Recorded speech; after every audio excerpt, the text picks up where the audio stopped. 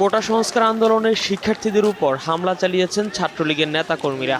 হামলায় আন্দোলনকারী শিক্ষার্থীদের অনেকে মারধরের শিকার হয়েছেন। আক্রান্ত শিক্ষার্থীদের মধ্যে ছাত্রীরাও রয়েছেন। 15 জুলাই টিএসসিতে কোটা সংস্কার আন্দোলনে যুক্ত শিক্ষার্থীরা সমাবেশ করেন। বেলা 3টার দিকে বিজয় একাত্তর হলের সামনে শুরু হয় সংঘর্ষ। আন্দোলনকারীদের একটি দল বিজয় একাত্তর হলে প্রবেশ করতে গেলে তাদের বাধা দেওয়া হয়।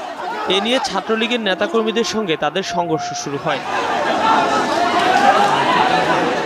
আন্দোলনকারী শিক্ষার্থী ও ছাত্রলীগের নেতাকর্মীরা দুই পাশে অবস্থান নিয়ে কিছুক্ষণ পাল্টাপাল্টি ধাওয়া ও ইটপাটকেল নিক্ষেপ চালিয়ে যান। অনেক শিক্ষার্থী ছাত্রলীগের নেতাকর্মীদের লাঠির আঘাতে আহত হয়েছেন।